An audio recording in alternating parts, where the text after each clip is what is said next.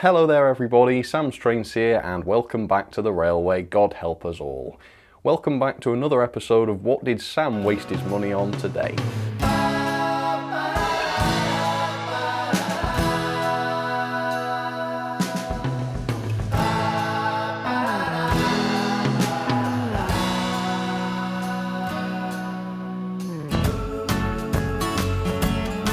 I like the Beatles, but I think that will be tested today.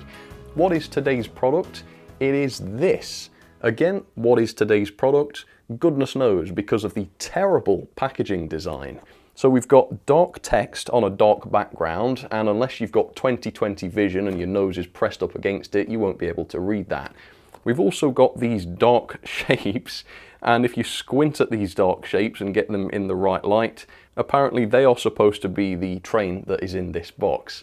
So to the packaging designer behind this, well done, well done. Photoshop has some fun filters, doesn't it? And I'm sure glad to see you using them. I guess we should be glad this isn't printed in the Comic Sans font, shouldn't we? So instead of trying to figure out what's in this box by looking at the box, we'll go and check out the Hornby website, which, you know, has some legible text on it. So apparently this is The Beatles, The Liverpool Connection, EP Collection Side A Train Pack Limited Edition, which is a catchy title. Now, funnily enough, I'm beginning to suspect that the terrible packaging design here might not have been an accident. I'm wondering whether it's been made completely unintelligible on purpose to try and disguise what's actually in this box. Toys. Yes, this contains Hornby's cheapest train set locomotive, which should cost about £20 but is now over £50 for some reason, and it contains 3 of Hornby's oldest and most basic box vans, which I think are worth about a fiver, and they now cost nearly 20. But even if we add up the RRPs of these overpriced products, it comes to £106.46. How much was this set?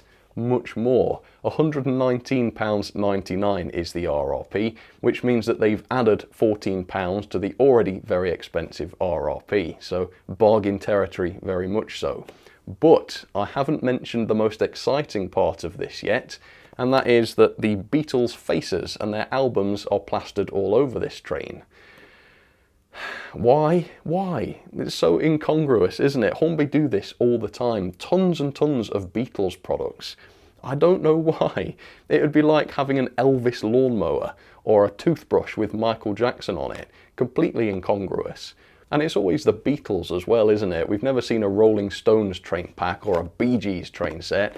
Stupid suggestions, but then what do you call this?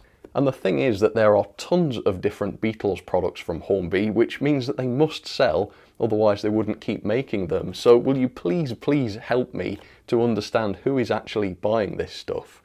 Well, on this occasion it was me. I don't know that this is going to be very good, but I'm very much looking forward to giving this a try. Incidentally, I bought this from the Model Centre for a slight discount at £107.99, which is still over the RRP of what the items in this box should have been. It is, however, limited edition, so we're getting a nice little bonus there, although nowhere on Hornby's website does it say how many of these have been produced, so we don't really know whether it's limited edition or not. Hopefully there'll be a certificate inside, otherwise, as far as I'm concerned, it's not limited edition. But anyway, let's take a look. So I'm really looking forward to finding out what the Beatles have got to do with a short steam-powered goods train. I do remember in one of the Beatles films they were on a train, but I don't think it was this train, and it certainly didn't have their faces and albums plastered all over it. I understand this is probably for collectors, but I'm really struggling to get my head around why collectors would want sort of toy-grade Beatles stuff. I don't know, it's really strange, isn't it? Anyway, let me show you the back of the box then. So you can see that this is R30258, and it doesn't have all of these wagons on it. They're just showing you the 2 different sides. And I say 2 different sides, they're showing side 1 and side 2 here, but they appear to be identical. So that was a waste of time, wasn't it, lads? Okay, right, let's get inside and let's see what this is like. Blimey. And by the way, Hornby is still doing this. There's still new Beatles tat in their 2024 range. Oh, we've got a certificate. I need a bloody medal for buying this, not a certificate. But how many did they make? The Beatles. Liverpool connection. It's a limited edition train pack that includes an 040T locomotive with a livery of the Fab Four, an exclusive rolling stock of wagons which incorporates the Beatles' early EP covers of those. Only 1,000 of these train packs have been produced as part of a celebration for an iconic band of just 4 ordinary lads from Liverpool who embrace creativity and innovative ways of writing original lyrics and changed the face of music history forever, and then 60 years later appeared on a cheap Hornby train set. I'm sure that's a legacy to be proud of. And this is number 318 of 1,000. Yes, there are 1,000 of these things.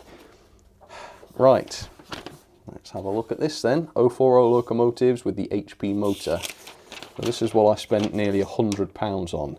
Yeah, it's your basic Hornby 040, which still doesn't seem to have a DCC socket on it. But let's be honest, most people probably won't want to run this. Not because they can't, but because they don't want to. Indeed, I don't want to, but I'm going to. Anyway, let me grab a knife. Oh, no, sorry. The intrusive thoughts nearly won. I'm sorry. Okay. Let's see. Ta-da! Should have put a sound effect on, but it's too late. Right, let's have a look at the logo. Oh my word. Ooh. So the Beatles' faces, they stand out. The print is so kind of thick that they stand out. And yeah, the quality of the printing is awful. Really, really bad. The rest of it's okay. The kind of text and whatnot is okay. I guess the Beatles under the coal bunker, that looks a little bit suspect. Apart from that, the rest of the logo is just plain black, which is kind of on brand for the Beatles, I suppose. Sorry, I keep changing the subject and then re-noticing the 4 faces on the side of it, and it makes me laugh. Right, let's have a look, because there's lots more to see. Long Tall Sally. Here we go. So a white wagon with a blue roof, and then the printing on the side. And yeah, it's not too bad, the printing on this. I would say it looks slightly better than on the loco, but it is indeed the same on both sides. And the model itself is extremely light and plasticky. It's the ancient tooling that's been around for decades, literally decades, although it does have metal wheels now, which is nice. Say nice. It's nicer than plastic wheels, but not nicer than not buying this at all. Anyway, here we go. The Beatles hits.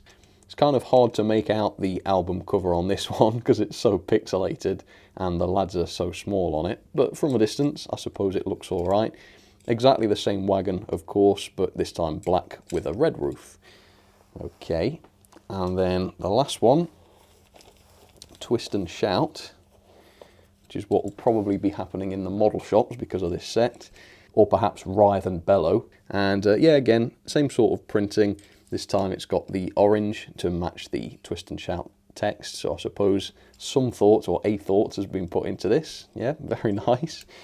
And that's your lot. 120, well, not 120 for me because I bought it from a retailer, but over £100 for this. So let's have a close look. I won't take long with this because I realise it is torture, but I think we ought to take at least a second to see exactly what's involved here. So hold on to your seats, let's get started.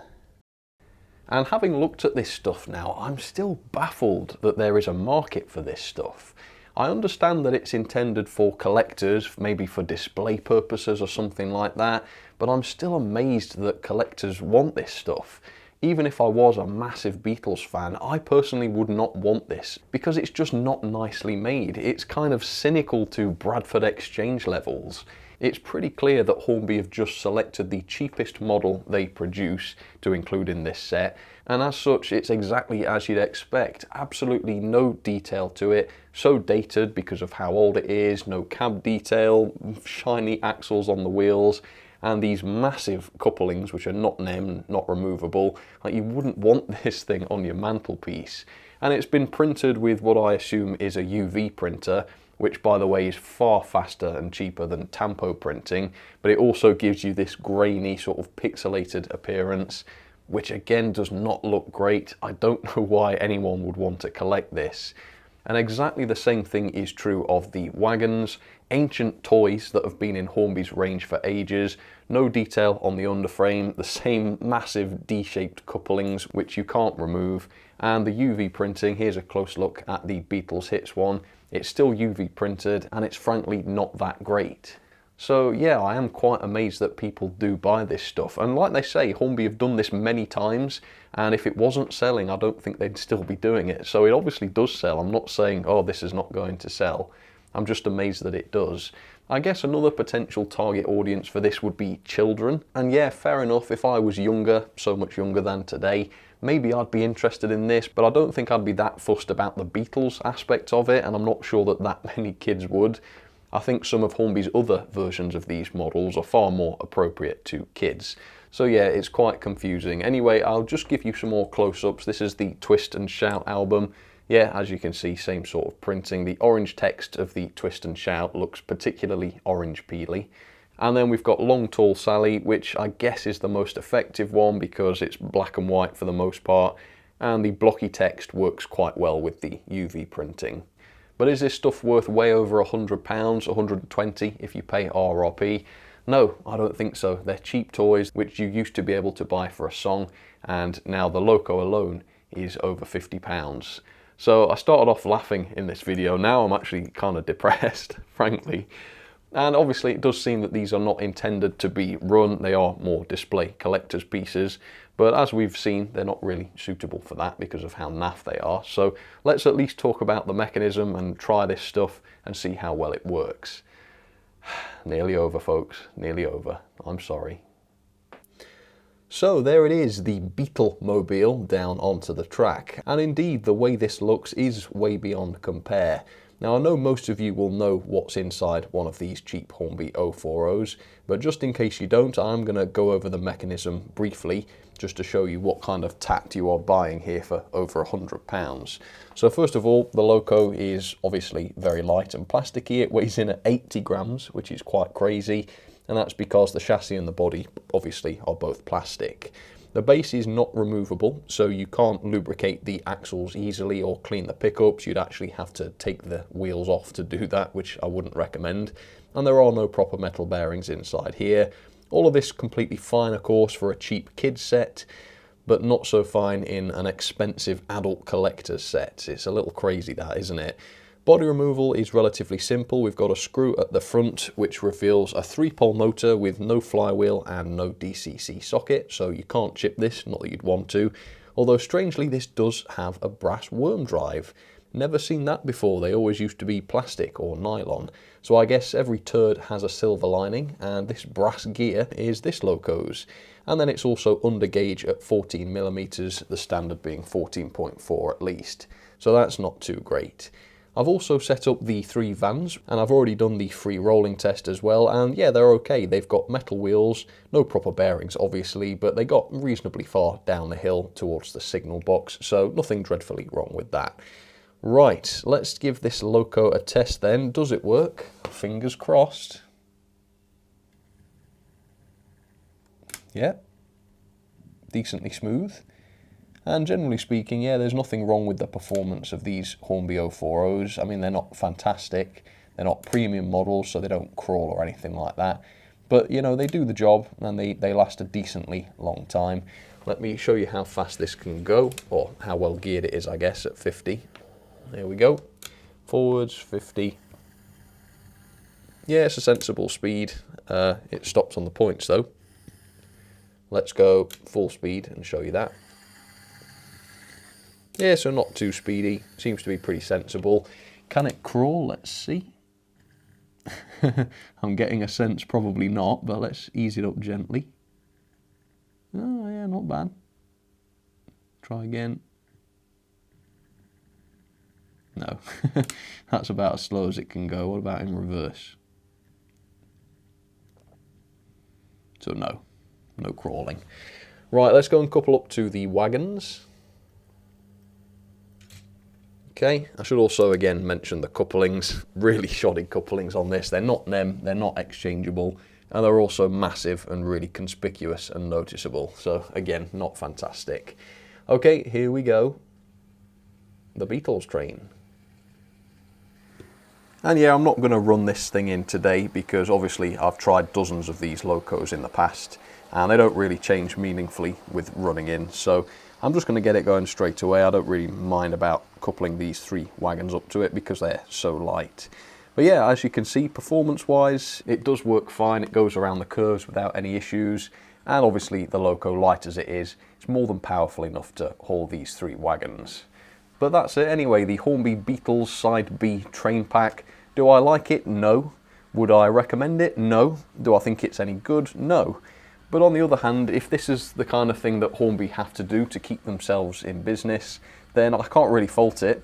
And if you are someone who buys this stuff and enjoys it, like, you know, good. I don't have a problem with that. If you think you'll like this, then sure, go for it.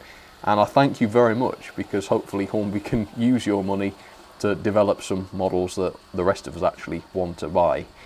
But yeah, truly this is a bit cynical, isn't it, this set? I mean, they haven't done any new development for it.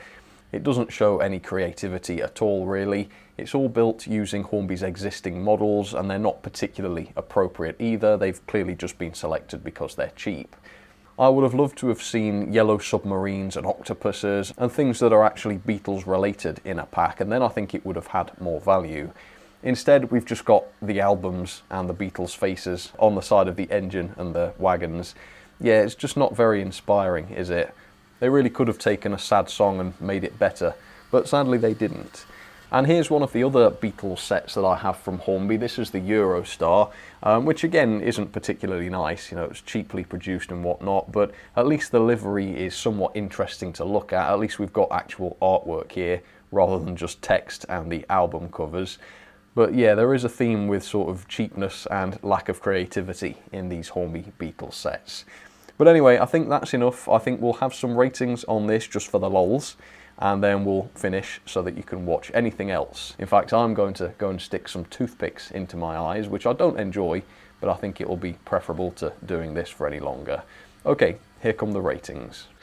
So we'll do this pretty quickly. Level of detail, I've given 1 star. Why? Because this is tat. There's no detail whatsoever to the loco, an absolute minimum of separately fitted parts, almost no moulded detail, no cab detail, no lights. The decoration's not that great. Same with the wagons really, incredibly old, very basic underframes, brake pads that are nowhere even near the wheels, massive chunky couplings that you can't remove. Frankly, I don't know why I've given this 1 star. Well, I guess the finish of the loco is okay, but that's all I can say. And this is not even for kids, so we can't even excuse it for that. Performance is middle of the road. I've given it 3 star. It's reasonably smooth and reliable, although if you slow it down it will stop on the points, and it can't crawl either. And no, the crawl didn't improve after running in, and they never do with these 040s. Pulling power is 0.08 newtons, which is the same as a Hornby Ruston 040. Obviously this is a lot larger than a Ruston, but because of how plasticky it is, it's no more powerful. That's about 9 coaches on straight and level track. Not great, very, very close to the bottom of my list on pulling power. Mechanism is a generous 2 star, no proper bearings on the axles, no good access for cleaning and maintenance, 3-pole motor, no flywheel, no DCC socket, although it does have a brass worm drive. Oh, how amazing. So it gets 2 star, I think that's probably quite generous, but it does work okay, so fair enough. Quality I've given, again, middle of the road 3 star. Build quality is okay, most of it's produced reasonably neatly. Don't really like the quality of the printing. Up close it looks particularly grainy, even by UV printing standards, and the construction is largely plastic loco, plastic wagons, although we do have metal wheels, which again is a small mercy. Value for money then at £119.99, I think this is about twice the price this ought to be given the quality and features of the models. I paid a little bit less than that at £107.99, but that still makes the loco £50 and each of the wagons nearly 20. That's just crazy really, given how naff these are. So 4.03 out of 10, that is a fail, and I've added the grade F this year, just to reflect when a model is so bad that I just would not be able to recommend it. So into the ranking we go, 6th place below the USA 440 from Bachmann. Yeah, just a cheap cash grab, and even if you love the Beatles, as I do frankly, I wouldn't recommend this because it's got absolutely nothing to do with them. Okay folks, well that's about it. Thank you very much for watching. I do wonder what the remaining Beatles think about this, Paul McCartney in particular. So yeah, I would love to see his reaction to this, but most likely he probably doesn't care, and neither do I. Yeah, it's an uninteresting set, which I will now put away and probably forget about, and I don't recommend that you buy it, but again, if you do decide to, I'm not going to judge you. If you enjoy this, then more power to you. But thanks so much for watching, and I'll catch you on the next one, hopefully with something that isn't this. Alright, cheers folks, you take care.